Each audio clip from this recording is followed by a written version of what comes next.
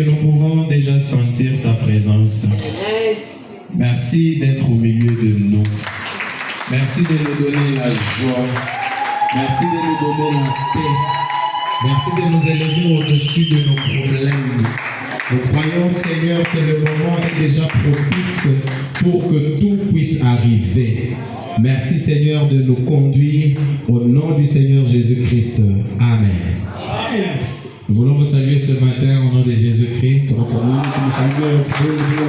disais que je vous salue au nom de Jésus-Christ. Est-ce que vous pouvez acclamer fort pour la gloire de Dieu?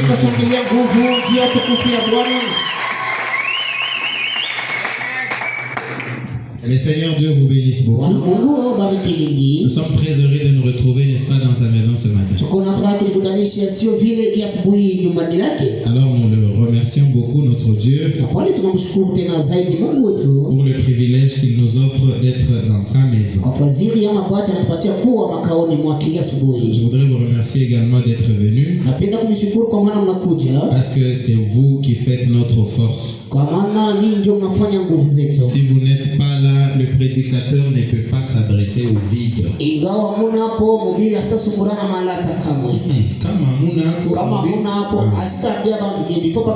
Voilà, c'est vous qui faites notre force. Je remercie l'ancien pour la confiance, comme il m'approche encore derrière sa chair. C'est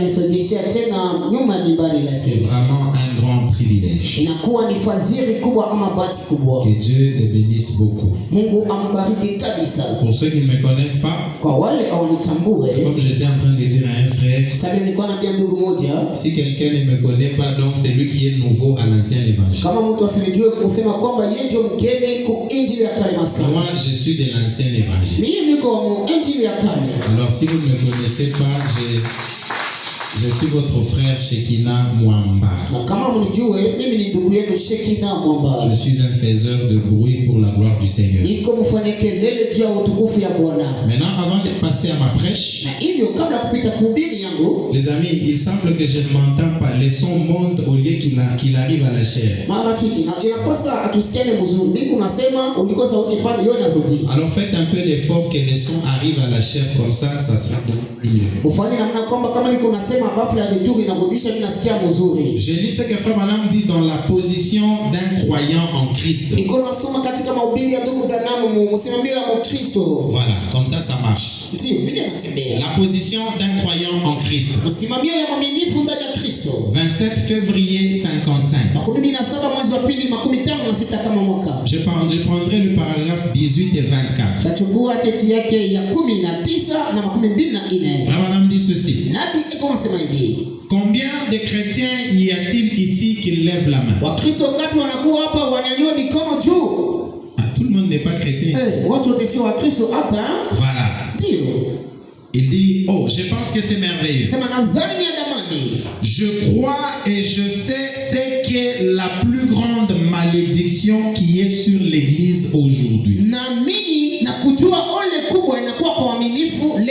Ici, Frère Branham veut nous montrer la plus grande malédiction qui existe sur l'église aujourd'hui. Quelqu'un peut-être dira que la plus grande malédiction, c'est celle qui était prononcée par la tante. Peut-être celle que les grands-pères avaient prononcée. Peut-être celle que telle ou telle autre personne avait prononcée.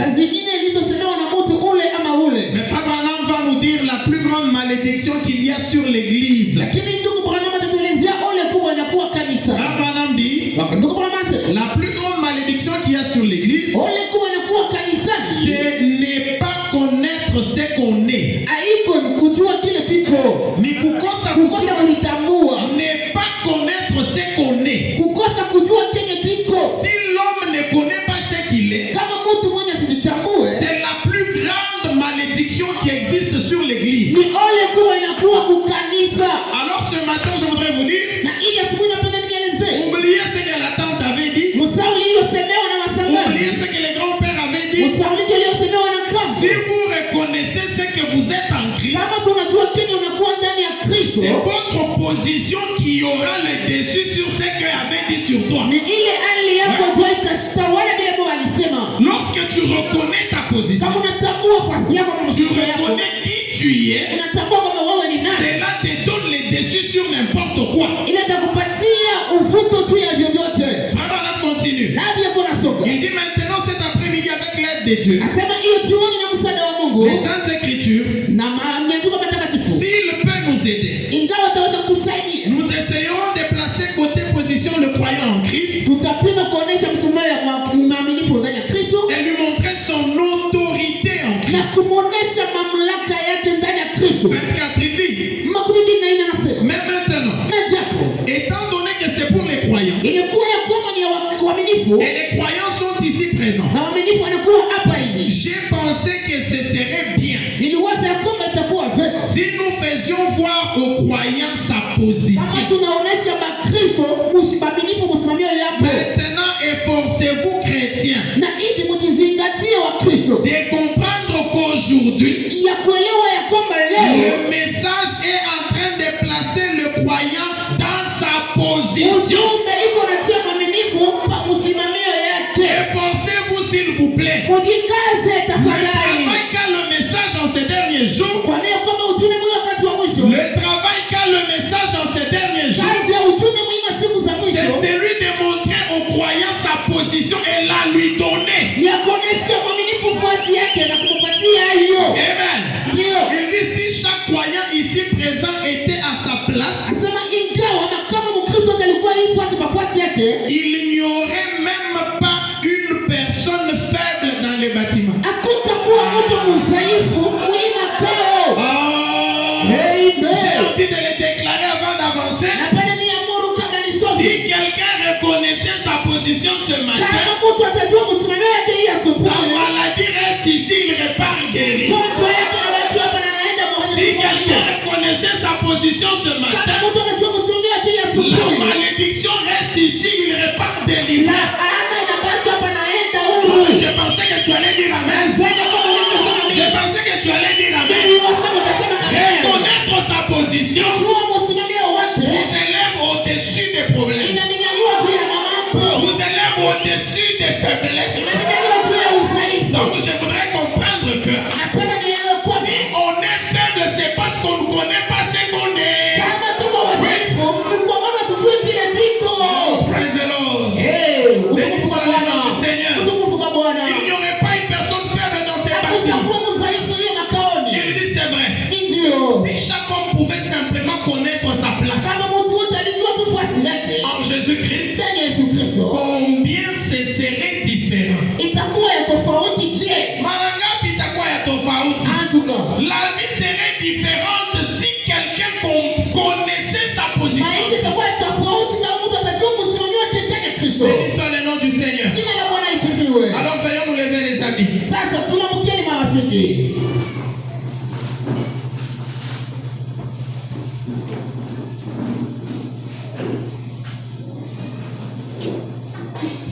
Prenons 1 Samuel. Tumebeni Samueli wa kwanza. 1 Samuel 14. Samueli wa kwanza 14 6. mstari wa 6. 1 Samuel 14, 6. Samueli wa kwanza 14 mstari wa 6.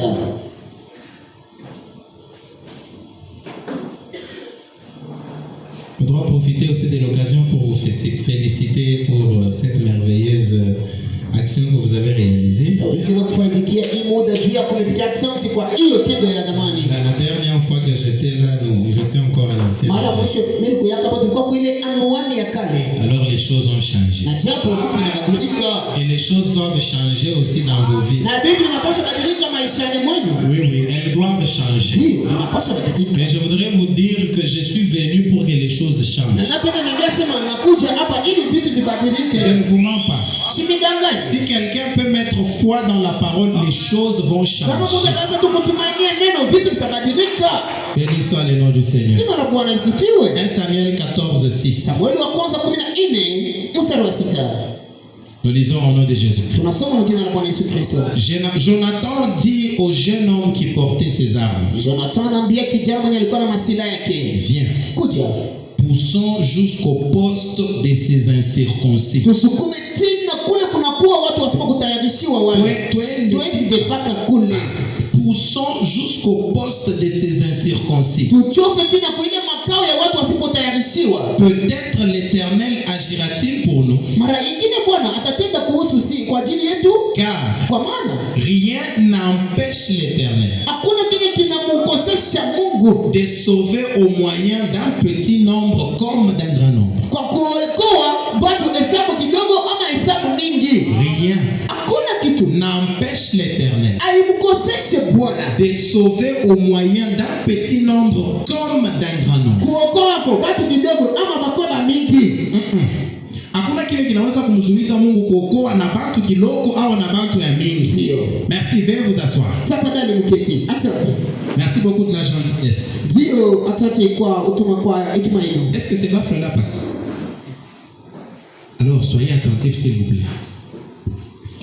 Que Dieu bénisse sa parole. Bwana bariki neno lake. Nous venons de lire un texte remarquable dans la Bible. Tunatoka kusoma usomi mmoja inajulikana mu Biblia. Si vous essayez de remonter, peut-être vous lirez à la maison. Kama unapenda kupanda tena kule juu, mara nyingine utasoma nyumbani. Au chapitre précédent, donc le chapitre 13 Kusura ile inabakia ya 13 de 1 Samuel. ya Samueli wa kwanza. Vous comprendrez que c'était au règne du roi Saül. Utaelewa kwamba ilikuwa ni utawala wa mfalme Sauli. Pendant ce temps que Saül régnait sur Israël, Ile wakati Sauli alikuwa anatawala Israeli, Israël était en guerre contre les Philistins. Israeli alikuwa mvita na Wafilistini. Maintenant vous allez voir que Sasa mtaona ya kwamba dans le même chapitre, il y a un tableau qui nous est dépeint là-bas. mu ile sura moja mnakuwa kibao kimekupendewa pale. On nous montre que les Philistins avaient 10 000 chars. Donc ils avaient beaucoup d'armées que les enfants d'Israël. Wanatosha kwamba Wafilistini walikuwa na jeshi kubwa kuliko Wanaisraeli. Ils avaient 6 000 cavaliers. Donc ils avaient des hommes de guerre en grand nombre que le peuple d'Israël. Walikuwa na wabudula farasi wenye kuwa 6,000 kufikia Wanaisraeli. La Bible précise encore pour dire Na Biblia inahakikisha ya kusema qu'ils étaient innombrables comme le sable de la terre. walikuwa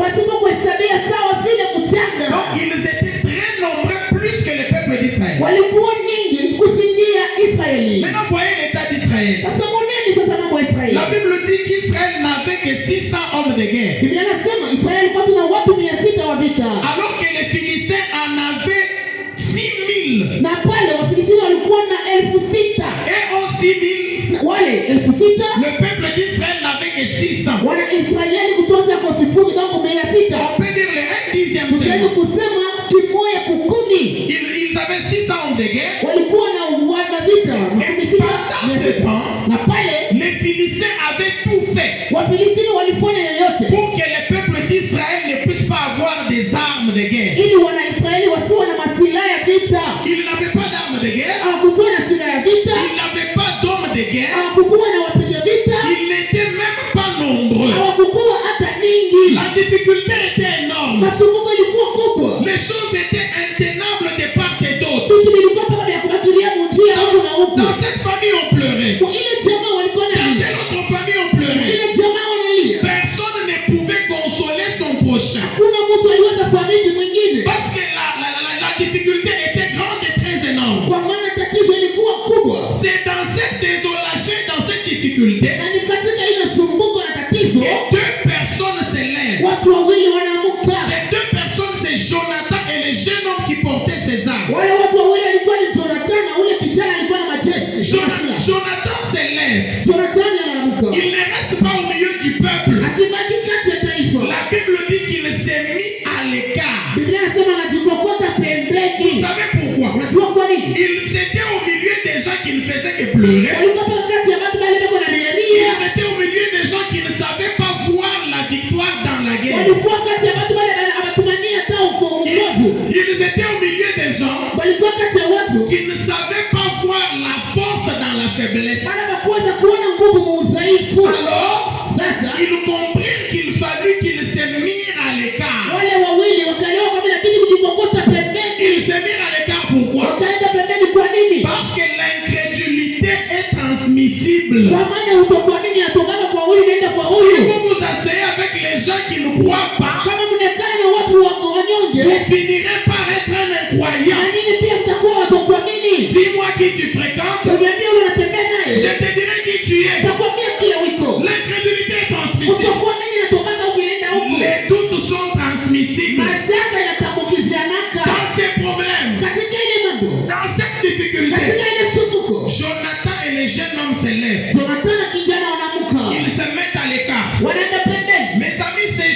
qui se lève. Marafiki, kijana ndio hivi anamuka C'est hivi. Jonathan qui se lève. Jonathan mwenye kunamuka. Il n'avait ni vision, Asikuwa ni onyo, ni parler en langue, asikuwa hata kusema lugha, ni songe. hata ndoto. Il n'avait aucun ainsi dit le Seigneur d'une manière ou d'une autre. Asikuwa tena neno la Bwana muhivi ama muhivi. Il se lève. Lakini anamuka. Quand j'ai consulté William Branham, Wakati nenda uliza ndugu Bwana. William Branham me dit, William Branham alikuwa anasema, un croyant, mwaminifu, même s'il n'a pas vu une vision, hata kama asione onyo, avec la foi, il peut faire grand. na imani atazifanya vikubwa. Même s'il n'a pas vu une vision, Hata kama asione onyo, avec la foi, il peut faire grand. na imani atazifanya vikubwa. Vous savez pourquoi? Unajua kwa nini? Parce que la foi en elle-même, c'est une vision. Kwa maana imani peke yao ni onyo. La foi, c'est une vision à longue portée. Imani ni onyo ya mbali, C'est une vision à longue ni portée. onyo ya kuona mbali. Sans vision, Bila onyo, sans songe, bila ndoto, il se lève. anaamka, Il se soustrait de ceux qui doutaient. anajitoshea kubali walikuwa na shakia. Il se dit, Anasema Dieu est capable Mungu ana uwezaji de sauver ya kuokoa avec peu de na personnes, watu kidogo, tout comme avec beaucoup de sawa personnes. vile tena na watu nyingi. Mes frères et sœurs, Mpendo ndugu na dada, Jonathan n'utilise pas n'importe quel mot. Jonathan asitumikishe sehemu yoyote, Il ne parle pas de n'importe quelle manière. asiseme aizuru nini. Frère Branham me dit, Mungu Branham yuko chaque anasema mot qui se trouve dans la Bible ile tamko yote inatoka Biblia possède un sens très profond. inakuwa na usikiano ya uketo. Jonathan ne parle pas n'importe comment. Jonathan asiseme aizuru namna Il gani. dit au jeune homme qui portait ses armes, Anaambia kijana mwenye alikuwa na masilaha yake, il dit, poussons jusqu'au camp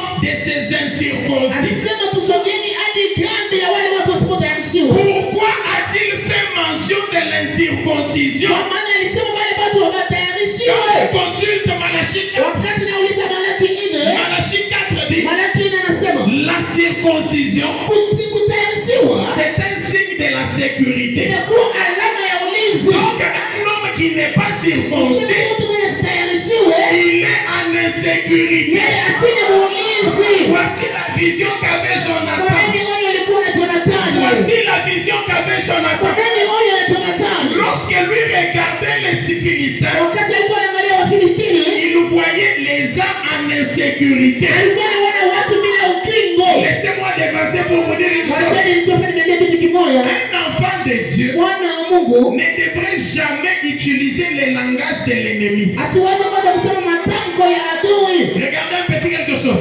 Tazameni kitu kidogo. David vient au front de la bataille. Dawidi anakuwa kuvita, Il trouve son peuple dérangé, gardé à terre par les insultes de Goliath. anakuta taifa yake ilikuuziwa mubaya, Écoutez, ilikuuziwa. le peuple d'Israël appelait Goliath un géant, n'est-ce pas? Taifa ya Israeli kwa namwita sema mtu kabambi, sio vile? C'est un géant. Alikuwa kabambi. Nous ne pouvons pas nous avancer contre lui. Hatuwezi kuchoka kwa ule mtu kabambi. Mais quand David arrive, Lakini wakati Daudi il anakuja, ne l'a pas appelé géant. asikumwite kabambi. Les amis, Marafiki, n'appelez jamais votre ennemi du nom de sa usipende force. adui wako mjina ya moto. Ne l'appelez pas du nom de sa force. Usimwite mjina ya nguvu yake. Ça veut dire quoi? Kwa kusema nini? Les effets que tu sens sont les effets des hémorroïdes. Matendo unasikia ni ya kilonda tumbo. Mais ne les appelle jamais hémorroïdes. Usiite kilonda tumbo Ne ile. les appelle jamais comme ça. Usiite vile. Une fois que tu les nommes hémorroïdes, Wakati unaipanga tu jina hemoroido. inabeba kilaka imekala paka pale aista kuachaka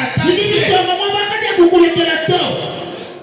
David quand il vient, Wengi wakati anasogea. il ne l'a pas appelé géant. Asikumwite mtu kabambi. Il dit, Anamwita, quel est cet incirconcis? huyu ni mtu kalifaa kutayarishiwa huyu. David a découvert la faiblesse de l'ennemi. Dawidi anafumbua udhaifu ya adui. Seulement nous devons Maana habari njema juu ya asubuhi. votre ennemi. Adui wako, Seulement cet ennemi-là, paka yule adui, il a une faiblesse. eko na udhaifu. Il a une faiblesse. Eko na udhaifu. Veux-tu connaître sa faiblesse? Unapenda kujua udhaifu wake? C'est un Si incirconcis. mtu aliye Il ulinzi. n'est pas sous la sécurité de Jéhovah. Asina muulizi ya Jehova. Ni neno. C'est un incirconcis. Ni mtu asima kutengenezwa. Ni mtu asiyetahiriwa. Il est un Asitayarishe mzuri kumuuliza, asina muulizi. Ça n'est pas bon. Il y a l'insécurité. Asina muulizi. Ne l'appelez jamais du nom de sa force. Usimwite mjina la nguvu yake. Et si quand il l'appelle incirconcis, Na wakati anakuta mtu asiyetayarishiwa, il se regarde lui circoncis. anajitazama yeye mwenye kutayariwa. Il se dit que le match est bon. Anasema acha ile mtamu. Le match est bon. Atacheza mzuri. Tout va bien. Yote yanaenda mzuri. Il est incirconcis. Yeye asitayariwe. Moi, je suis Mimi circoncis. nitayariwa. Même si elles sont nombreuses. Hata kama wale wanakuwa nyingi. Frère Branham Mungu dit, Bwana anasema un seul homme, mtu mmoja. un seul homme Mtu mmoja kule. représente la majorité pour Dieu. Hapo inaonyesha hesabu nyingi juu ya Mungu. Seul homme Mtu mmoja kule. représente la majorité Hapo pour Dieu. inaonyesha hesabu nyingi juu ya Et Mungu. il ajoute encore, Na anaongeza tena. Dieu Mungu n'a besoin que d'un seul homme. anakaleta tu faida na mtu mmoja. Elle n'a besoin que d'un seul homme. Mungu ako faida na mtu mmoja. Ce soir, ce matin, à l'ancien Hii évangile, asubuhi kwa ajili ya kale. Dieu n'a pas besoin de tout le Mungu monde. asitamani watu wote. Dieu a besoin d'un Mungu Jonathan. anatamani Jonathani. Dieu a besoin d'un seul homme. Mungu ana nia ya mtu mmoja. Il peut se détacher des Unaweza incrédules. kujikokota kwa wanyonge. Il peut se détacher des douteurs. Kujikokota kwa watu wa mashaka. Et dire qu'avec moi seul, Na kusema na mimi pia je peux construire un tabernacle. naweza kujenga maskani. Ah, il ne croit pas. Hawaninie. Il ne croit pas. Hawaninie. Non, non. Hapana. Un seul homme Mtu mmoja bure. avec Dieu Na Mungu pia. peut faire plus que 10 000 personnes. Ataweza kufanya kusaidia watu 10,000,000. Un seul homme avec Dieu Mtu mmoja na Mungu est capable de faire plus grand. ana uwezaji wa kufanya makubwa. Frère Branham dit, Mungu mwenyewe anasema Dieu n'a besoin que d'un seul homme Mungu ako na nia ya mtu mmoja. sur qui il peut mettre sa main. Seul homme seulement Mtu mmoja tu. sur qui il peut mettre sa main. Unataweza kutilia mkono wake. Je n'ai pas encore annoncé mon sujet, je sais. Siyasema yangu shina. Je sais que je n'ai pas encore annoncé le sujet. Nilikuwa sema siyasema Vous kishina. allez l'entendre, il est très intéressant, je sais. Mtakisikia ni ya maana sana Un mtakio. seul homme seulement, mes amis, Mtu mmoja tu marafiki capable de faire grand. ana uwezaji wa kufanya makubwa. Un seul homme seulement, Mtu mmoja tu capable de constituer la délivrance de toute la famille. ana uwezaji wa kutunga ukombozi wa jamaa nzima. Muntu mwehela bakwetu. Mtu mmoja tu. Lekela inambile mwebrani. Acheni niambie Mkiebrania. Muntu mwehela chana. Mtu mmoja tu. Mukumbana. Eko na uwezaji Wa kufila délivrance wa famille na mshima. kupeleka wokovu wa mfululizo wa jamaa nzima. Seul homme. Mtu mmoja. Dieu. Ana mawili. Ana matatu. Et quand Dieu parle d'un seul homme, Na wakati Mungu ako anasema kuhusu mtu mmoja, il ne dit pas un seul homme qui a étudié. asisemi mtu mmoja anafunga, hapana. Il ne dit pas un seul homme qui a des connaissances à la présidence. Asisemi mtu yule anaisha kujua kunyumba ya rais. Il ne dit pas un seul homme qui habite dans une grande ville. Non. Asisemi mtu mwenye anakuwa mwenchi kubwa. Seulement ici à la frontière, Paka huku tumepaka. où les gens minimisent ceux qui habitent ici. Kule watu wanapeona wenye wanakaa huku. Avec toi, Na wewe pia. tu es capable de faire plus grand. Mungu anaweza kufanya makubwa. Donne-moi un amen de joie. Tuambie amina nzuri. Donne-moi un amen de victoire. Tupatie amina ya ushindi. Amina ya ushindi. Amen. J'ai dit bien un seul homme, s'il vous Nasema plaît. Un seul homme. mtu mmoja tafadhali. Et Mtu mmoja. ce matin, Na hii asubuhi moi je suis venu chercher un seul homme. mimi nakuwa tafuta mtu mmoja peke yake. Parce que ce seul homme-là ne peut pas être toi, maman. Eti ule mtu peke sisi kama mama Il yake.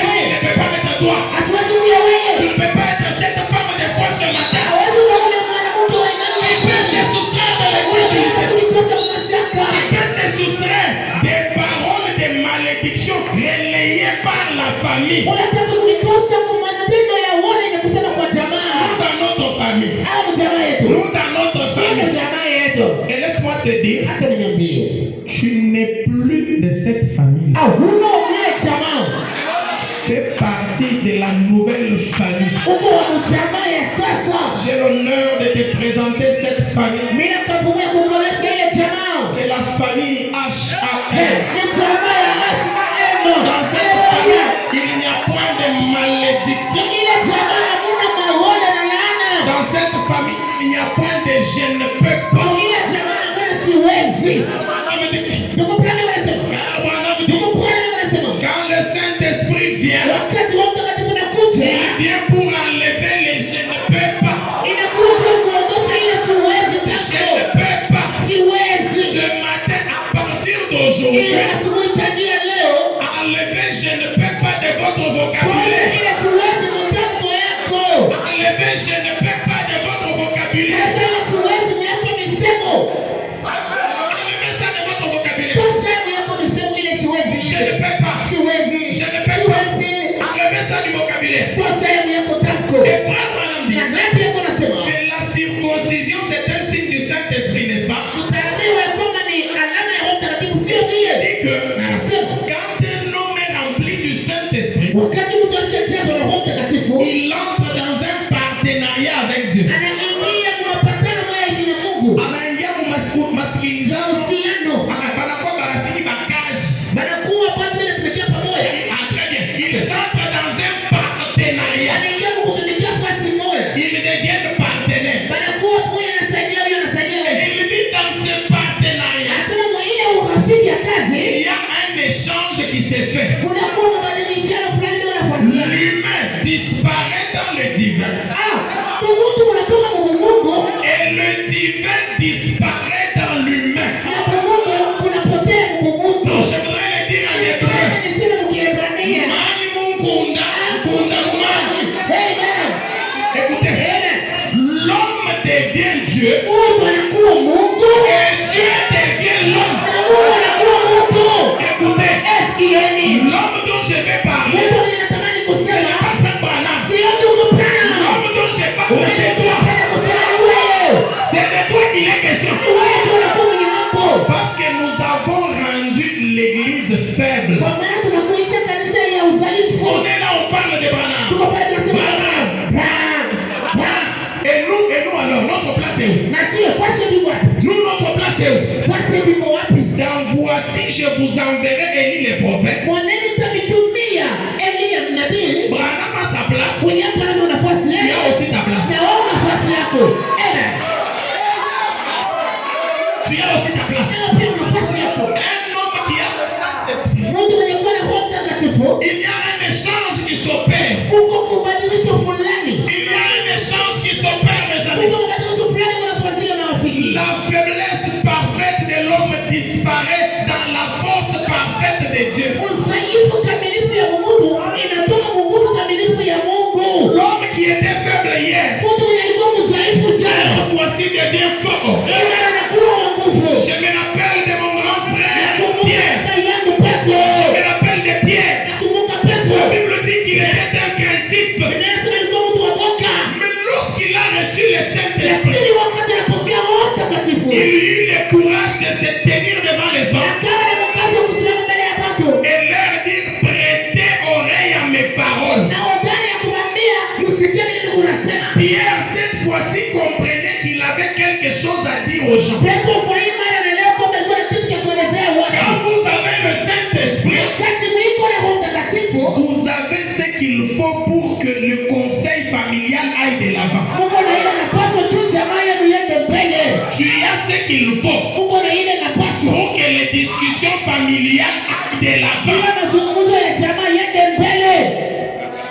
Vous savez ce qu'il faut. Mungu na ile napaswa. Béni soit le nom du Seigneur. Jina la Bwana libarikiwe. Béni soit le nom du Seigneur. Jina la Bwana libarikiwe. Jonathan, après avoir compris qu'il était circoncis, Jonathan kisha kuelewa kwamba alikuwa mwenye kutahiriwa, après avoir réalisé que l'ennemi était incirconcis, kisha kuelewa ya kwamba adui asikutahiriwa, il comprit que ces jours-là, akaelewa kwamba ile siku seulement lui mpaka yeye était capable alikuwa na uwezaji d'inaugurer, yenye kuwa Mungu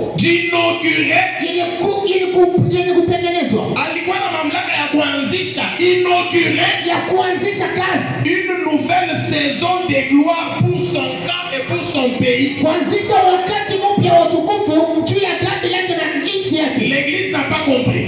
Kanisa leo L'équipe était attaquée. ile jazi iliumbu, Il ne savait que faire. balikuwa na balumbata bakujua. Jonathan regarda qu'il était circoncis. Jonathan mkuangalia kama alitahiriwa, L'ennemi était incirconcis. adui asikutahiriwa. Lorsqu'il se lève avec foi, Wakati anamuka na imani, il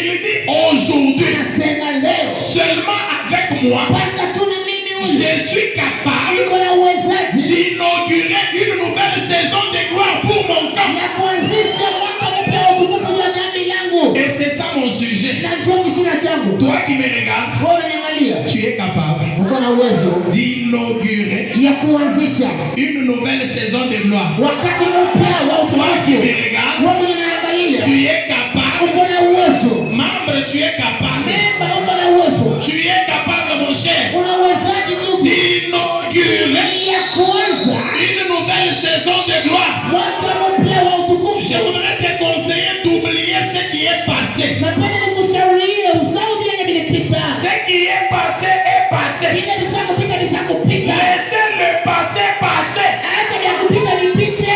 Oubliez les échecs d'hier. Saulika kushindwa kwa jana. Oubliez les pertes d'hier. Saulika kupoteza kwa jana. Oubliez les vols d'hier. Saulika wizi wa jana. Oubliez les maladies d'hier. Saulika magonjwa ya jana. Aujourd'hui, c'est aujourd'hui. Leo njoo leo. Aujourd'hui, c'est aujourd'hui. Leo njoo leo. Aujourd'hui, c'est aujourd'hui. Leo njoo leo. Tu es capable. Una uwezaji. Bats-toi la poitrine et dis je suis capable. Ulipiga mkelele kasema niko na uwezo. Bats-toi la poitrine et dis je suis Ulipiga capable. mkelele kasema nina uwezo. Voilà. Wewe ule Tu es capable una uwezaji d'inaugurer la nouvelle saison. ya kwanza wakati mpya. Vraiment, dit Nini hapa anasema? Dieu Mungu est le souverain sacrificateur yeye ni mtoaji mkuu de notre confession. ya ukiri wetu. Quand tu dis tu es capable, Wakati unasema na uwezaji, même dans ton incapacité, hata kutokuweza kwako, Jéhovah est capable d'y mettre de nouvelles forces. Jehova anaweza kutia tena nguvu mpya. Il est capable de t'amener à réussir là où tes capacités ne le Eko pouvaient na uwezo wa kukufikisha kukuweza pale wewe peke yako hukuweza. pas. Il est capable. Eko na uwezo.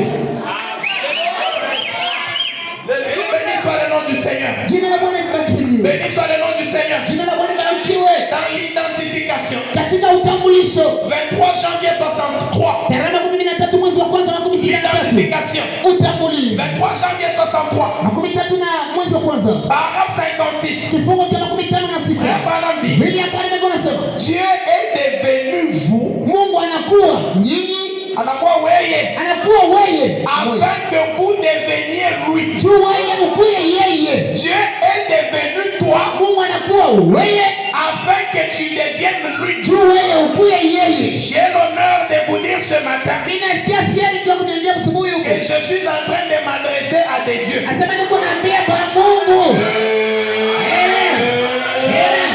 Ce matin, Hii asubuhi l'honneur m'est accordé niko na fieri de m'adresser aux dieux. ya kusumulia na Bwana Mungu. Je m'adresse à un Dieu en paille. Niko nasumulia na Mungu wa kikwembe. Je m'adresse à un Dieu en veste. Niko nasumulia na Mungu mwenye kuvaa ngozi. Papa Capé, Papa kape. Dieu, Mungu. Dieu, Mungu. il est devenu toi afin que tu deviennes lui. Yeye anakuwa wewe ili wewe uwe yeye. Maintenant dites-moi, Sasa uniambie. une seule bataille dans laquelle Dieu s'est engagé et il est sorti vaincu. Vita moja ile Mungu anaingia hapo na anatoka kwenye manamuwina. Si vous me montrez une seule bataille où Dieu est entré pour sortir vaincu, Kama tu unanionyesha vita ile Mungu aligombana na anatoka mwenye kushindwa, nous serons les gens les plus malheureux de la tutakuwa terre. watu bawale sana Donc duniani. les amis, laissez-moi vous dire, Hapana marafiki chini s'il y ni. a les gens les plus privilégiés de la terre, Kama kuna watu wafadhili sana duniani. ce sont les croyants, virgule, Ni waaminifu kato qui ont reçu les messages de leur temps. Point. wale wanapokea ujumbe ya wakati wa muda. Je répète ça que les démons entendent. Niko nasema tena majamana S'il isikie. y a les gens les plus privilégiés, Kama kuna watu mabaki sana ce sont les chrétiens, virgule, ni waaminifu mkato. qui ont reçu les messages de leur âge. Point. Wale wanapokea ujumbe wa wakati wa muda. Point. Kato ba. Quand on va papa. Amen. Point. Kato ba. Ah, très bien. Tu nous dis nous papa. Chitujilunisho. Seulement là-bas. Nukta ya mwisho. On ne bouge pas. Hatutaki. Seulement là-bas. Paka pale. Je suis révolté ce matin. Mie nimeshatomoka Et je suis venu pour révolter quelqu'un. na kuya kutomosha bantu. Les choses doivent changer. Vitu vinapaswa badilika. Les choses doivent changer. Vitu vinapaswa badilika. Pour que les choses changent, nous devons changer notre mental. Changeons notre mental et les choses changeront.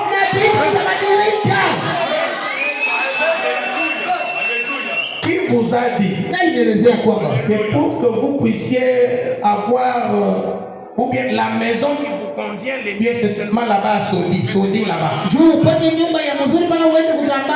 Qui vous a dit ça? Il faut aller seulement là-bas. Non, comme je travaille, je reçois 200 000 francs par mois. Alors il faut que je trouve une maison où je paye 30 000. Laissez-moi vous révolter ce matin. Parfois les maisons dans lesquelles nous habitons, c'est une insulte contre Jéhovah. C'est une insulte à la gloire de Jéhovah. Je connais un frère qui est maintenant pasteur. Je crois le pasteur le connaît. C'est le pasteur Elika Embele, chant de Boaz. Il nous avait parlé d'une histoire qui me révolte toujours. Il avait reçu chez lui un franc-maçon qui venait pour l'initier. Un homme de sciences occultes. Alors ce monsieur lui a parlé. Il lui a parlé. Le frère avait fait semblant de ne pas se faire voir qu'il était croyant du message. Et le monsieur lui donna un second rendez-vous le jour suivant. Alors le frère se décida. Ce monsieur n'a rien de précieux à me dire. C'est à moi de lui dire ce que Dieu a fait de nous dans cet âge. Avec fier. Le monsieur arrive. Le frère commence à lui dire, moi je suis un homme privilégié. Le Seigneur nous a envoyé un message précieux prêché par le prophète William Branham. Le monsieur lui dit, répète. Toi tu es croyant du message, en train de souffrir comme ça. Je te regrette. Le frère avait eu honte. Instantanément, les larmes commencèrent à couler de ses joues. Et la discussion s'arrêta là. Mes amis, nous avons reçu un message qui nous amène plus haut dans tous les niveaux.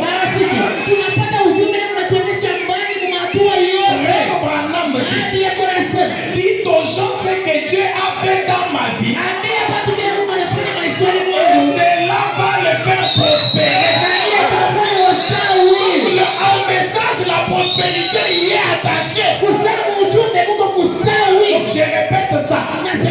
La prospérité est attachée au message. Tu ne peux pas me dire que tu crois le message, mais tu es médiocre. Donc je ne te crois pas. Je ne te crois pas. Message médiocre. Non.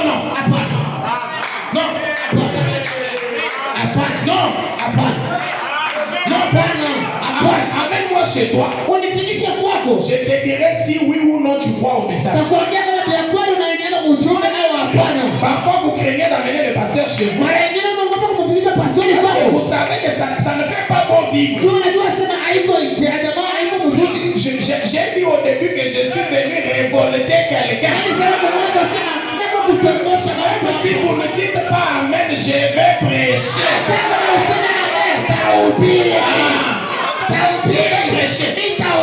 Ne me dites pas que vous êtes croyant du message. Médiocre.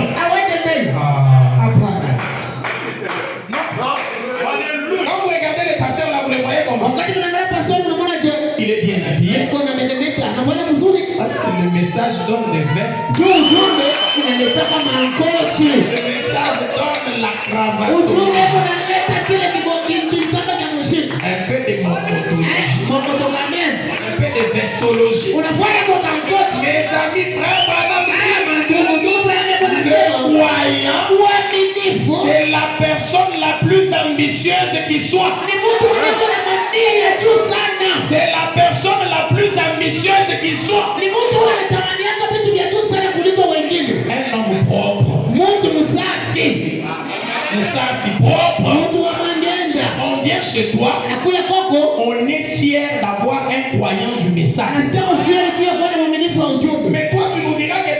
famille, tu es le seul qui a pris le message. Pourtant, c'est toi l'homme le plus pauvre de la famille. Tu crois quel message? Tu crois quel message? C'est là que Frère Branham dit, les gens ont juste assez de religion pour se rendre misérables. Misérables. Donc par religion à toi, son objectif c'est pour te rendre misérable. Tu dois dire trop, c'est trop. Trop, c'est trop. Binenea. Trop, c'est trop. Les choses doivent changer. Les choses doivent changer. On ne se voit pas il y a une année. Quand on se voit l'année prochaine, on remarque que les choses ont changé. On remarque que les choses ont changé. Le seul qui est le même hier, aujourd'hui, éternellement, c'est le Seigneur Jésus-Christ. Toi, tu es appelé à changer, à t'améliorer. Frère Bobo, changement. Les choses doivent changer. Je l'ai laissé célibataire, je trouve marié. Les choses ont changé. Célibataire, vous ne voyez pas la bague à la main? C'est ça le Dieu à qui on croit.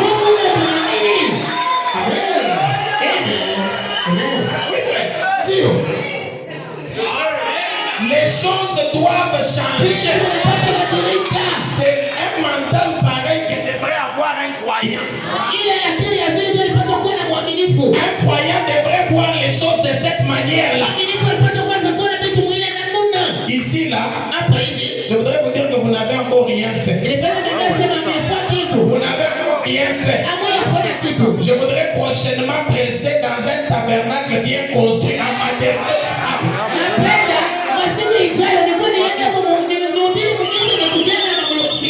Même si toi tu refuses, l'ancien a dit Amen.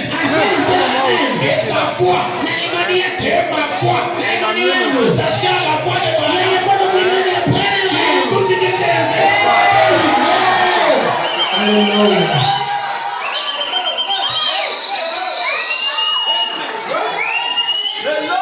Frère Léon, les choses doivent changer. Les choses doivent changer. Je parle à l'aise parce que je suis chez moi. Les choses doivent changer. Ça doit changer. Cette fille-là de venir à l'église le dimanche en chemise de Bréhier doit changer.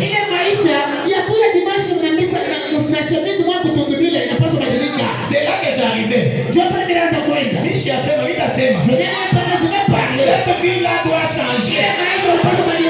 Les belles vestes sont réservées à qui? Les super chers là sont réservés à qui? Ce sont les choses que les enfants de Dieu doivent avoir. Les choses doivent changer. Amen. Ça doit changer. Amen. Ça doit changer. Ça doit changer. Et ce changement ne devrait pas dépendre d'une vision. J'attends que j'ai la vision. Ah, toi tu n'as pas compris. Toi tu n'as pas compris. Bien que Jean, après avoir reçu le Saint-Esprit, ils arrivent devant la porte appelée la belle. On nous a parlé de cette histoire le jeudi. Ils trouvent un estropié. L'homme qui demandait de l'aumône. Aidez-moi. Aidez-moi. Aidez-moi. Pierre a fait quoi? Il dit au monsieur, fixe-moi le regard. Pourquoi? Ces messieurs pensaient que Pierre et Jean étaient semblables à toutes les personnes à qui il tendait la main.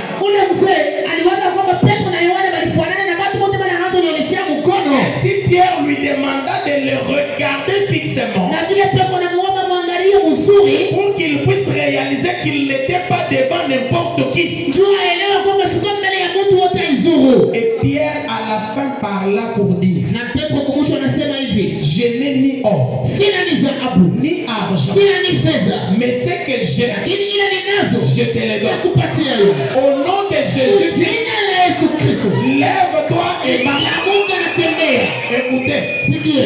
la Bible ne dit pas que l'homme s'éteint debout du coup, non. Biblia inasema kama mtu anasimama yule mara moja. La Bible dit, Biblia inasema c'est Pierre qui l'a tenu Petro akamkamata kwa mkono pour le lever. bila kumsimamisha. Ça veut dire quoi là-bas? Nikusema nini pale? Même si le ciel n'avait pas prévu le miracle ce jour-là, Hata kama mbingu haikutayarisha muujiza mwile siku, mais comme le croyant avait provoqué le miracle, amenitisha na minifu wanaweza kuchokoza miujiza. Dieu devrait entrer en scène. Mungu alipaswa kuingia kiwanjani. Je voudrais le dire mieux. Nilipata niseme mzuri. Dieu devrait contourner la procédure Mungu normale alipaswa kugeuza bila alitayarisha. pour qu'un miracle se produise Ili là. kusema ujumbe fulani itendeke La mahali Bible pale. dit, Biblia inasema Dieu vit au ciel, il fait ce qu'il veut, n'est-ce pas? Mungu anaishi mbinguni, anafanya yote anapenda, sio vile? Frère Branham Na dit, William Branham ndio anasema le Dieu de la terre, c'est l'homme. Mungu wa hii dunia ni mtu. Si Dieu vit au ciel et il fait ce qu'il veut, Kama Mungu ako kwa mbingu anafanya vitu vile anapenda, le Dieu de la terre doit faire aussi ce qu'il veut. Mungu wa dunia na yeye anapaswa kufanya Et yote Frère anayopenda. Branham dit, Mungu Branham ndio dans anasema Messieurs, nous voudrions voir katika Jésus. Biblia mzee tunapenda kuona Bwana. Paragraphe 16. Kifungo cha 16. Dieu Mungu a donné à ses serviteurs alipatia kwa vijakazi wote le pouvoir uwezo de faire des choses impossibles kufanya vitu bila viwezekana sans le faire intervenir lui Dieu. bila kumwingisha Mungu ile mwile Ça, mambo. c'est Frère Branham, j'aimerais que les gens disent Amen.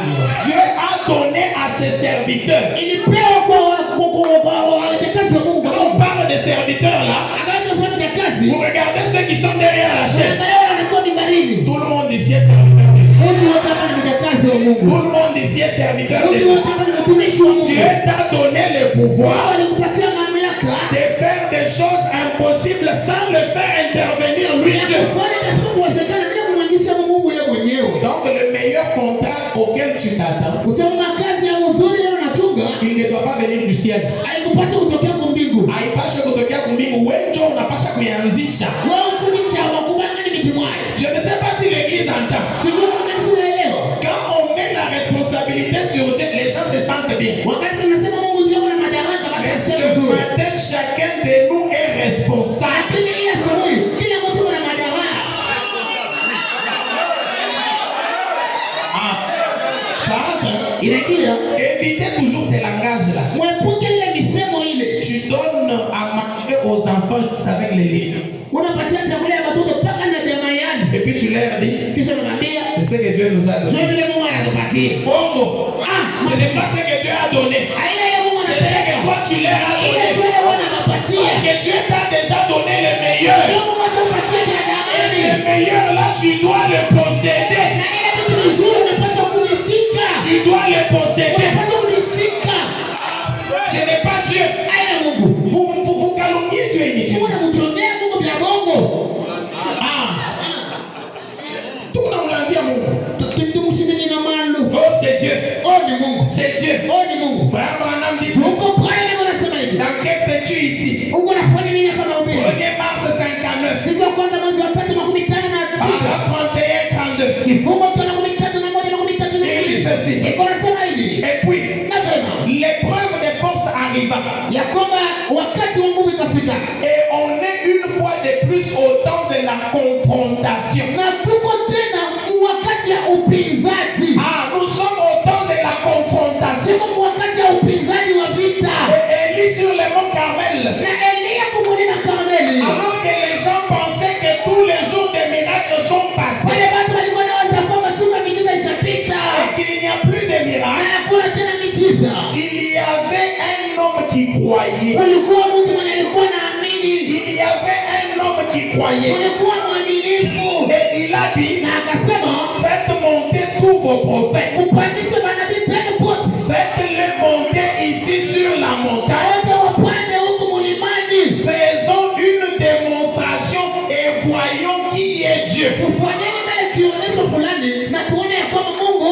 Le bonhomme dit, j'aime cette écriture. Ndugu Branham anasema napenda hilo andiko. Il dit, oh, Anasema oh, si jamais il y avait un temps kama tu kulikuwa wakati et un lieu nafasi où la vraie puissance de Dieu devrait être rendue manifeste, c'est bien aujourd'hui. ile uwezo ya Mungu ilipaswa kuonekanika ni leo.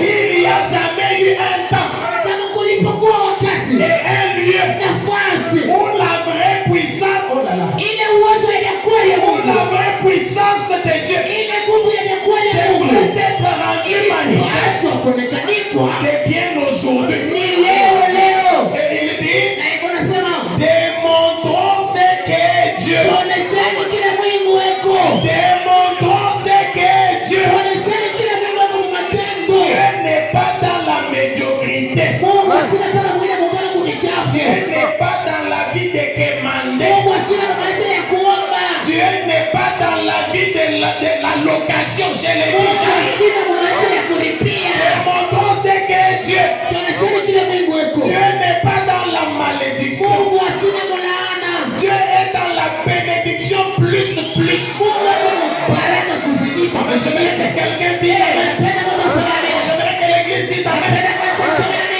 Démontrons ce qu'est Dieu. Tuonesheni kile Mungu weko. Le temps de la confrontation est arrivé. Wakati wa upinzani inafika. Nous devons montrer ce qu'est Dieu. Tunapaswa kuonesha kile Mungu weko. Et ce ne sont pas les paroles qui démontrent Dieu. Na sio misemo ndio inaonyesha Mungu. Moi, Hapana. je crois un Dieu puissant. Mimi naamini Mungu wa nguvu. Je crois un Dieu puissant. Unaamini Mungu wa nguvu. Et quand tu es malade, Na uko mgonjwa, tu commences à penser à Moussoumane. unaanza kuwaza simu msumari banatunza. Un enfant de Dieu. Mwana wa Mungu. God, ya kushangaisha. C'est comme j'ai appris. Nikusaidia mimi Il y nasikia. a des prédicateurs de cette vie Mungu mahubiri na muhimu mwingine qui vont chercher la prospérité chez les féticheurs. Anaenda kutafuta ustawi kwa waganga. Mes amis, Wandugu. nous avons reçu un message qui fait des bailleurs de fonds. Tunapata ujumbe na unafanya penye vitu vya nguvu. Nous avons reçu un message qui fait des bailleurs de fonds. Tulipata ujumbe ili kunafanya penye mapambo makubwa. Watu wenye kuwa na makuta ya mingi. Penye vitu sana. Amen.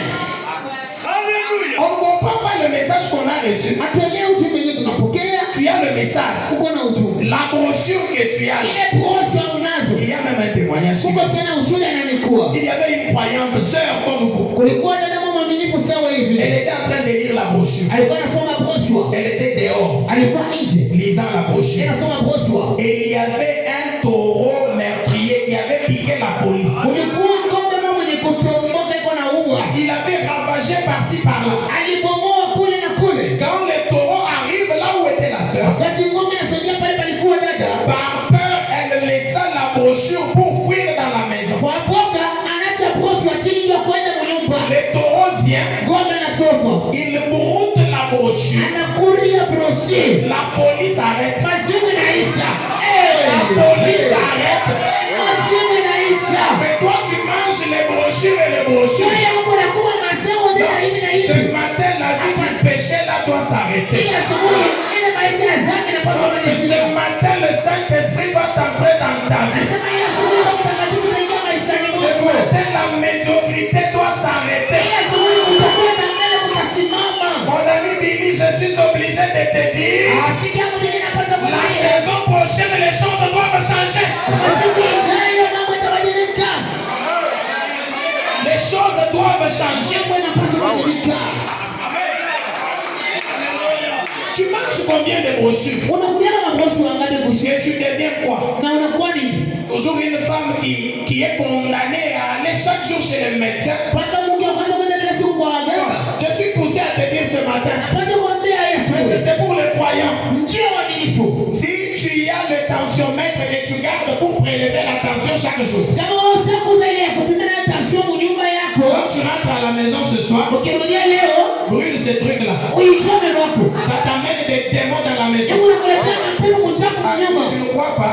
Hawamini. Va brûler ces trucs-là. Jéhovah va réguler la tension. Jehova atatengeneza tension. Brûle ces trucs-là. Uitome kama Je itatengeneza. répète, va brûler ces trucs-là. Inasema tena choma hayo. Quelqu'un est en train de me dire là, Mungu ananiambia bado. même frère Branham avait son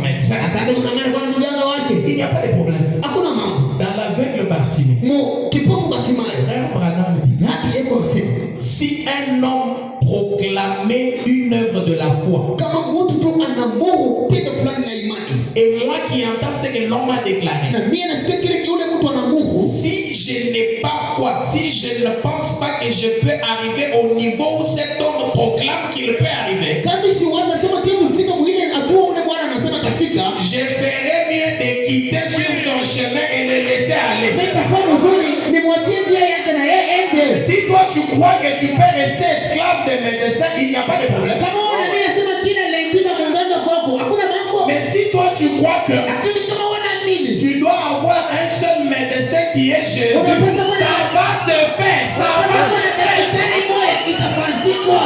Bwana Yesu Kristo. ça va se faire. Itafanyika. Tu n'as que 25 ans. Uko na miaka 25. Estomac, estomac, Kifo apati tout ça c'est pas yote ni nini? souci. Mania, mawazo, Utafuta kujikombolea. ukupanga na Bayama. bandu, bana beto, Bayama. bananga. Et ce sont des démons que tu gardes en toi. Demona unayo ndani mwako. Ce sont des démons. Ni mpimo mchafu. Ce matin, avec ou sans vision, tu es capable de faire grand. Hii asubuhi ukuwe ama auna na onyo utafanya makubwa. Avec ou sans vision, tu dois faire grand. Ukuwe na onyo usiwe nayo utafanya makubwa. Et frère Branham dit, Na nabii yuko anasema le mode de vie c'est un choix. kuishi huku ni bila mtu ana chakula, Aina ya kuishi ni uchaguzi. ni kuchakua. Le mode de vie c'est un choix. Maisha bila mtu ni kuchakua. La maison dans laquelle tu habites c'est ton choix. Nyumba ile inaonekana mjengo na chakula. Les salaires que tu as chaque mois c'est ton choix. Ile malipo yako ile jeni wana chakula. Les maladies que tu as chaque jour dans ta famille c'est ton choix. Magonjwa sio mwisho mjamaa yako ile ni yako kuchakua. C'est ton choix. Ni uchaguzi. C'est mon choix, oui. C'est ton choix. Ni uchaguzi. Et si tu changeais de choix, Na kama unabadilisha tu uchaguzi, si tu changeais de choix, kama unabadilisha, si tu prenais des ambitions un peu plus élevées, kama unapenda tamaa ya vitu vya juu, ne vois-tu pas que tu seras à la hauteur? naona kama utafika juu. Change des ambitions Badilisha mawazo et les yanayopenda. conditions de vie seront obligées à s'adapter à tes ambitions. Na namna ya kuishi itafuatishwa kwa kusogeleana na vile unapenda. Change d'ambition. Badilisha vile unapenda hivi. Il y a 2 ans Kuko miaka mbili. que j'étais chez le pasteur. Hivi kwa pastor. Je reviens. Ninarudi. J'ai trouvé que les choses ont changé. Na kutasema kinabadilika. C'est le moment de changer. Wakati wa mabadiliko. C'est le moment de Ni changer. wakati wa kubadilika. C'est le moment de changer. Hii ni wakati wa kubadilika. Cette vie-là de Loloboy. Ile maisha ya kusukumanga pale kinda kila siku hapana. Toi, tu as la taille d'un déclarant. Wewe kuna mrefu na mnene kwa mtu wa kulegelea. Toi, il ne croit pas. Abamini. Abamini. Toi, Wewe ata ondimite. hata uitike. Nazondimisa yo yango na nko. Mimi kwa nishia ya kunguvu. Kondimango na nko. Wewe Nous pakutamini. devons reposer quand même l'homme de Dieu. Unapaswa kupumzisha kwa mtumishi. Nous devons le reposer. Unapaswa kumwacha na hapo Pas mzee. chaque jour problème. Il a aussi des problèmes. Les paix que Dieu lui donne, c'est pour prendre soin de sa maison. Pasteur, Saïdi. C'est vous qui devriez l'aider. Pour l'aider, il faut que vous ayez des grandes ambitions. Des grands emplois. Et là, au lieu de croire dans les grandes choses, vous me regardez. Vous me regardez. Et on a dit Shanga. Bien que nous avons dit qu'on a dit Waza. Petit Buyana, nous avons dit Ayama, Aïda Buyana. Hivi ni unaniambia ce sont des choses que j'ai vues. Et à la saison prochaine, je serai plus haut qu'ici. Vous me connaissez ici à Kafumbalesa comme un kawayawaya. Mais je reviens aujourd'hui comme un cadre universitaire.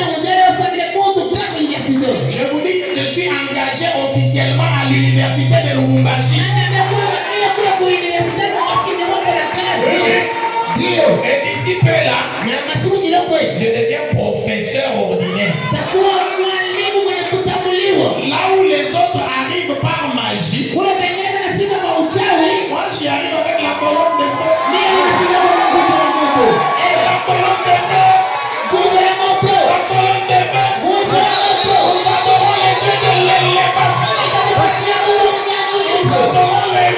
qui peut te prendre de 0 à héros. Capable de prendre du ridicule au sublime. Il peut te prendre de la médiocrité à la prospérité. Je l'ai mis en argent. Je l'ai mis en argent. C'est que je te l'éteins. Au nom de Jésus. Au nom de Jésus. Lève-toi. Prends ton lit et marche. Lève-toi. Prends ton lit et marche. Lève-toi. Prends ton lit et marche. Les choses doivent changer.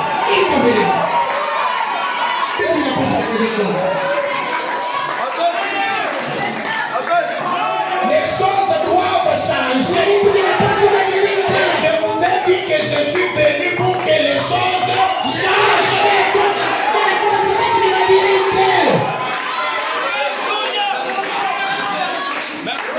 Les choses doivent changer. Il y eut un croyant appelé Moïse. Il y avait la difficulté dans les camps. À gauche fermée, à droite fermée, devant fermé, derrière Pharaon. Pharaon, Moïse hausse la voix. Il regarde le peuple et leur dit: ces Égyptiens que vous voyez, vous ne les reverrez plus jamais. Écoutez, les choses étaient arrivées exactement comme Moïse les avait déclarées. Je vais dire quoi? Les sorts de tes ennemis dépendent de ta décision. Les sorts de tes ennemis dépendent de ta décision. Ce matin, tu vivras à la hauteur de ce que tu vas dire. Tu vivras à la hauteur de ce que tu vas déclarer.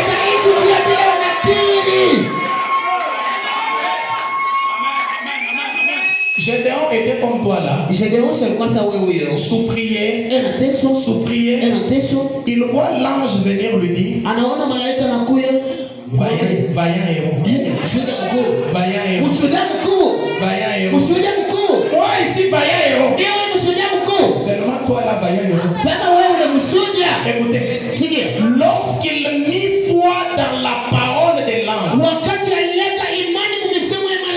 il remporta la victoire qu'il n'avait jamais remportée de sa vie.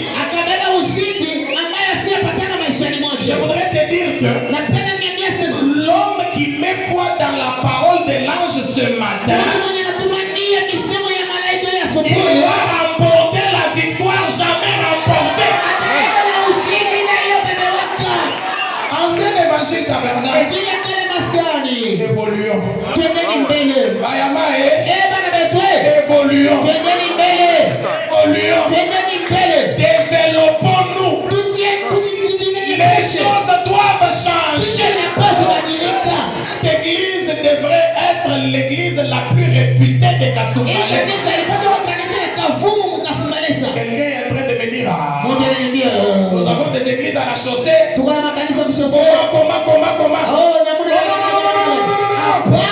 Le problème n'est pas à la chaussée. Le problème est sur quoi tu bases ta foi. Qui est ton allié? Qui est ton associé?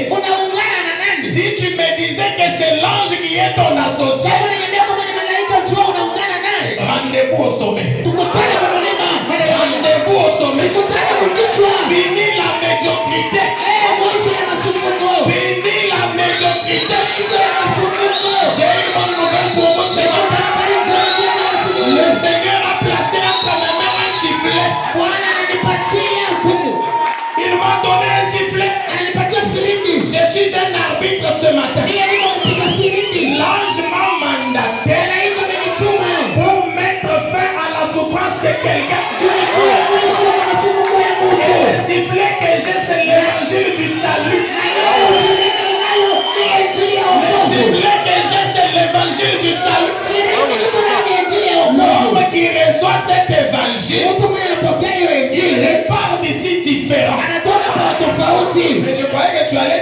Je croyais que tu allais crier Alléluia.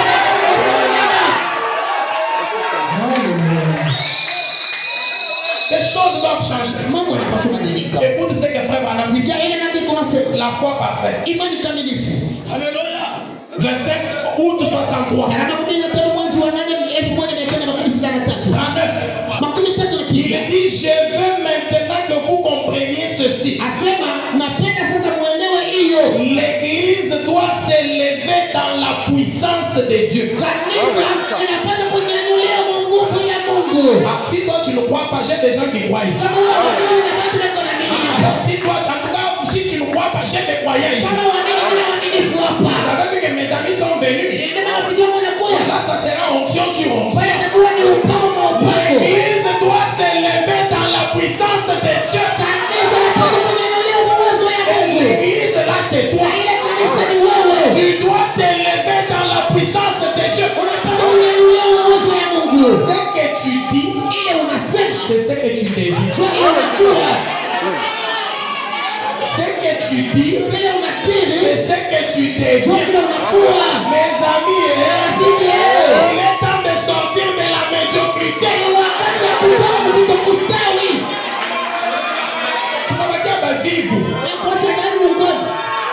Ce matin, on a dit partage. Il ne croit pas. Ce matin, tu te donnes toi-même, tu travailles. Les affaires de ton mari qui ne marchent pas, tu les arranges ce matin. C'est toi qui les arranges. C'est toi qui arranges les affaires de ton mari. Un croyant comme toi n'avait pas de pieds. Il n'avait pas de pieds. Alors, chez lui à la maison, il s'est dit aujourd'hui, je dois avoir mes pieds. Et pour avoir ses pieds, il se décida d'abord de faire un geste de foi. Avant d'arriver là-bas, laissez-moi vous lire ça. Laissez-moi d'abord vous donner cette vitamine. Cette vitamine branamique.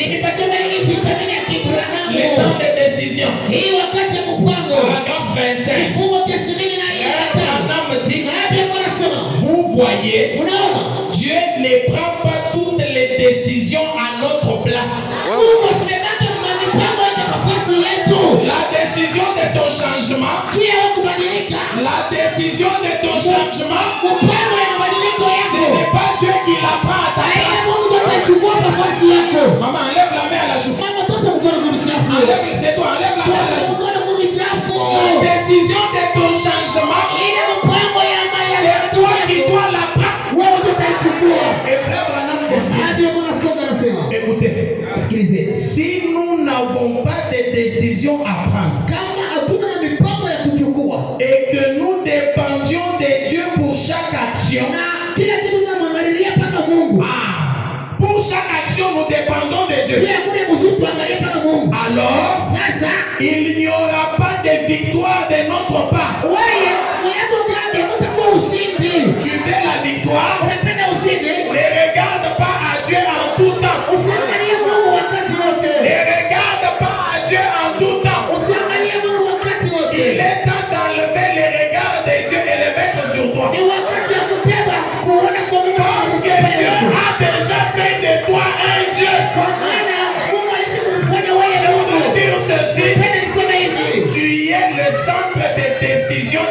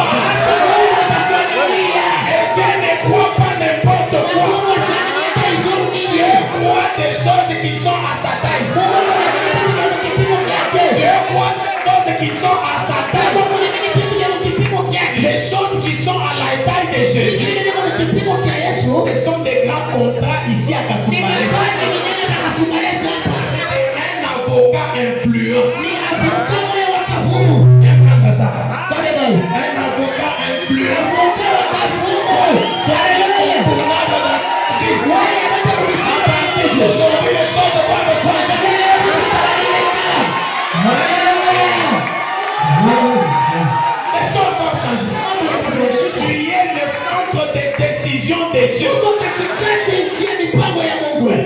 Fashi ile mipango ya Mungu kunatokea. Antuka. Wewe paka wewe. Wewe. Leo paka uichiki. Leo ni witapa. Leo paka uichiki. Leo ni witaposha. Paka uichiki. Anuita wewe. Mon décor est posé l'homme de Dieu. J'ai dit que l'homme uita bakitemi. Je dépose le micro lorsque tu auras cru.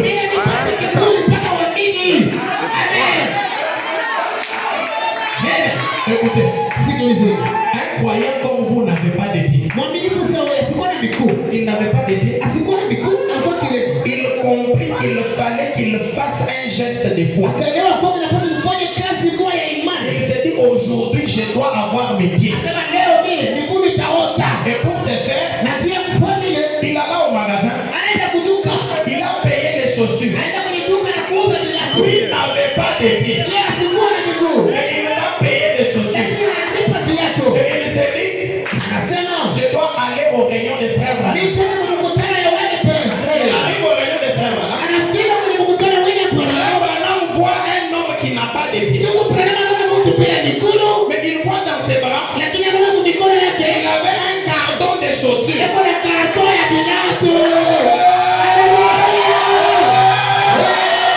Il n'a pas de pieds, mais il a un carton de chaussures. Dieu ne pouvait pas décevoir une telle foi. L'homme qui pose un acte de foi ce matin, Dieu ne va jamais le décevoir. L'homme qui pose un acte de foi ce matin, Dieu ne va jamais le décevoir. Quand je parle d'acte de foi, tout ce qui va te passer par l'esprit, c'est ça l'acte de foi. Si tu sens qu'il faut que tu tapes du pied par terre, tape du pied par terre. Le Seigneur va te donner assez d'espace. Le Seigneur va te tirer au large. Le Seigneur va te tirer au large. Te tirer au large, là, c'est te donner ta parcelle. D'ailleurs, j'ai mal dit. C'est te donner tes parcelles. Tes propres parcelles. On retourne à maman le pango. Ailleurs. Regardez. Écoutez ce qui est plus fort. Ce monsieur n'avait jamais porté les chaussures de toute sa vie. Mais après avoir prié pour lui, il porta les chaussures qui les convenaient. Frère Branham explique ça. Il dit, Dieu agit à la limite de votre foi.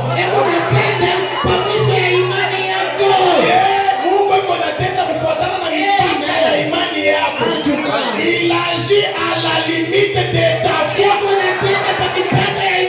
Ce matin, ce que tu déclares, c'est ce que tu déclares. Ce que tu déclares, c'est ce que tu deviens. Tu es motard parce que tu l'as voulu. Mais frère le pressing là, les choses doivent changer. Qui t'a dit que toi tu es appelé à être toujours un homme de pressing? J'étais énervé hier quand frère Léon me disait non, passons au pressing de frère Eva. Pressing à Baba Fundela il vous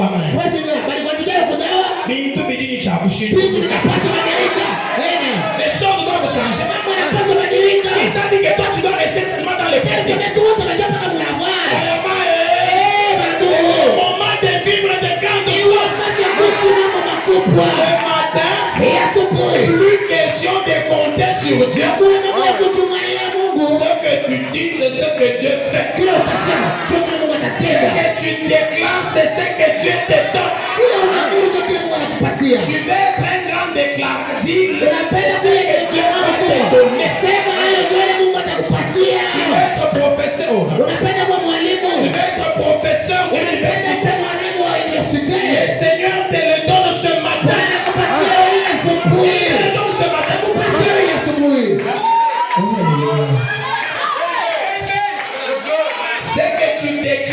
ce que Dieu te donne.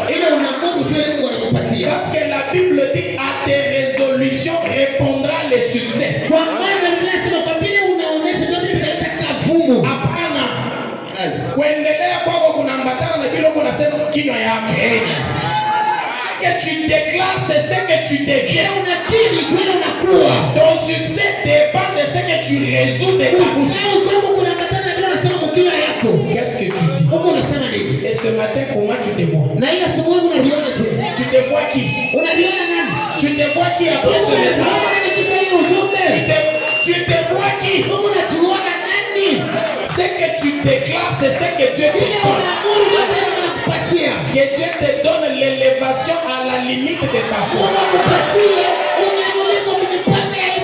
Que Dieu fasse de toi un incontournable dans ta famille. Ce que tu dis, c'est ce que tu deviens. C'est ce que tu deviens. C'est ce que tu deviens. La Bible dit qu'il y avait une femme à la perte de sang. Elle avait la perte de sang. Elle en avait souffert 12 ans durant. La Bible ne dit pas que le Saint-Esprit lui dit dans son cœur. La Bible déclare, elle s'est dit en elle-même que si j'arrivais à toucher les pans de la robe de Jésus, je serais guéri. Et elle fut guérie. Je voudrais dire que ton miracle, c'est toi qui le programmes. Ton miracle, c'est toi qui le programmes. Elle a programmé le miracle et elle l'avait reçu. Elle a programmé le miracle et elle l'a reçu. Tu es prédicateur. Tu te vois quel genre de prédicateur? Tu te vois quel genre de prédicateur? Quelqu'un qui prêche et les gens se fâchent. Quelqu'un qui prêche et les gens sont bénis. Moi, non. Je ne peux pas accepter un ministère médiocre. Un ministère qui passe inaperçu. Je voudrais vous dire que moi, le Seigneur m'a donné un ministère international. Un ministère illimité. J'ai parlé de moi et de toi. Le Seigneur t'a donné moi. Il t'a donné moi. Au lieu de déclarer, les gens disent Amen. Déclare ce que le Seigneur a fait de toi. Dis ce que le Seigneur a fait de toi. Et tu vas recevoir à la limite de ce que tu dis. À l'ancien évangile ce matin, le Seigneur suscite davantage de ministères influents. Ce matin, le Seigneur suscite des hommes d'affaires et des femmes d'affaires imposants.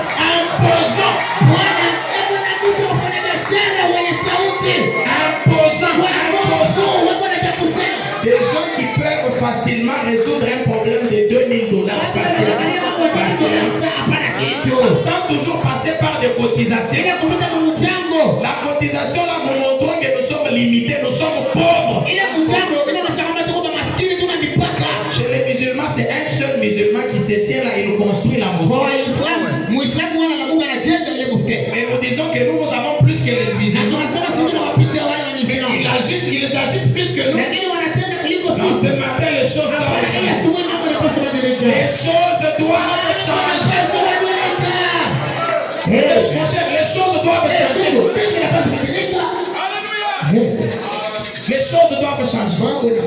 Deux enfants étaient tamponnés. Deux enfants tamponnés. L'enfant finlandais et un autre. Il trouve un seul enfant qui était dans la vision. Il prie pour l'enfant, l'enfant ressuscite. Un autre enfant était agonisant à l'hôpital. Il souffrait. Sa mère vint voir Branham. Tu as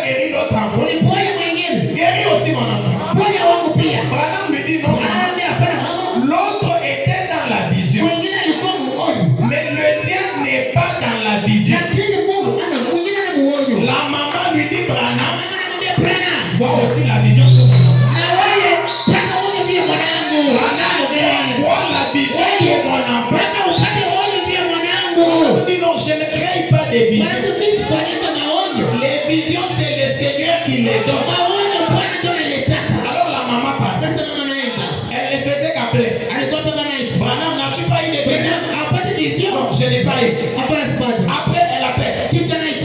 À un moment, Branham a eu la vision. Il a eu la vision de la guérison de l'enfant. Il dit que ce n'est pas ma foi Branham qui a amené la vision. Mais c'est la foi de la femme qui a amené la vision. Les amis, ce matin, nous montons dans le monde de l'infaillibilité. Nous montons dans le domaine de l'impossibilité. Ce matin, même l'enfer ne possède pas assez de démons pour contrecarrer ton succès. En enfer, il n'y a pas assez de démons pour déranger ton succès. Tu reçois un passe-partout. Passe-partout. Ce matin, je te baptise un passe-partout. Partout, toi, tu vas entrer, tu seras le privilégié. Partout, tu entres, tu deviens le favori. Écoute. Le Saint-Esprit me dit de te dire ceci. Tu deviens l'homme qu'il fallait à la place qu'il faut. Je ne sais pas si un croyant peut rester par ça. Tu deviens le leader dont ils avaient besoin pour l'évolution de leur entreprise. Tu les deviens au nom de Jésus. Tu les deviens au nom de Jésus. Et je déclare que tu l'es. Tu l'es. Tu l'es. Tu l'es. Tu l'es. Je déclare que tu l'es. Le tour que je fais, c'est une transmission de puissance. Moi, je suis un fils de Dieu. Je suis un enfant de Malachie.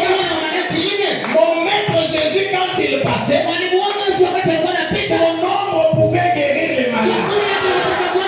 Et quand je marche là, les maladies sont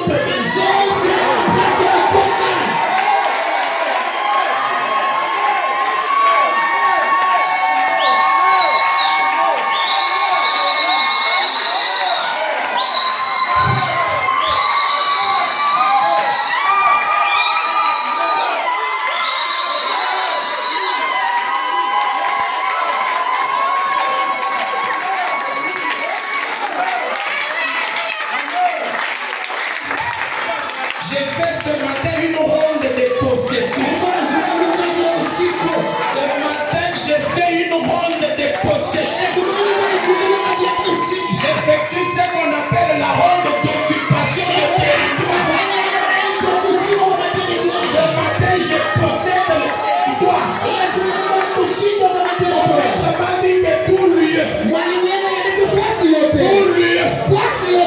foulera la plante de ton pied.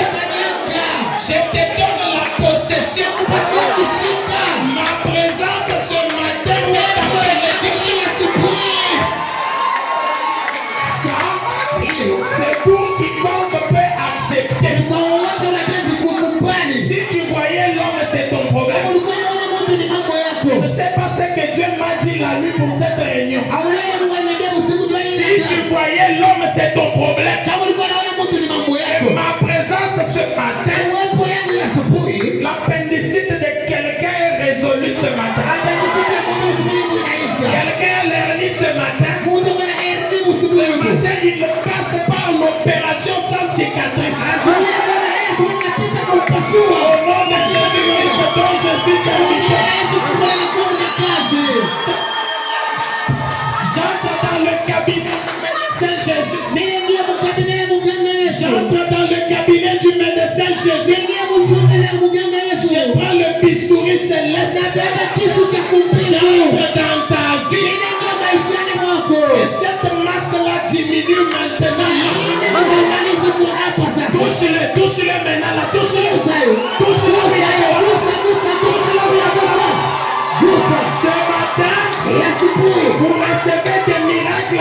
désordre. Ce matin, vous recevez des miracles en désordre. Les chaînes de Kasumbalesa. Les chaînes de Kasumbalesa. Oh, les chaînes de télévision viendront pour constater ton élévation. Tu les crois, tu les deviens. Tu les crois, tu les reçois. Tous les liens familiaux. Tous ceux qui t'avaient pointé du doigt pour te dire que toi tu verras, ils ne vont pas mourir. Ils restent en vie. Ils verront la grandeur de ton élévation. L'élévation que Dieu te donne, c'est une élévation qui va leur donner des mots d'estomac. Bakobela estomac. Ils auront les maladies cardiovasculaires. Ce matin, je te place au sommet. Je te mets au sommet. Ce matin, je te mets au sommet. Je place sur toi une charge de bénédiction. Sois un tonnerre pour les camps de l'ennemi. Quiconque touchera citera ton nom en mal. C'est lui qui va citer ton nom en mal. Il reçoit exactement le malheur qu'il a prononcé sur toi. L'homme qui va oser empoisonner, l'homme qui va oser t'empoisonner, il va mettre des vitamines dans ton repas. Ça sera des vitamines. Tu vas grossir et il aura mal au cœur. Ce matin, les hernies tombent. Les hémorroïdes tombent. Les maladies cardiovasculaires s'en vont. Dis-moi la malédiction qu'il y a sur toi. Je te dirai la puissance du nom de Jésus. Reçois l'onction. Reçois l'onction. Reçois la bénédiction. Reçois le succès. Reçois l'élévation. Je t'impose dans des grandes affaires ici.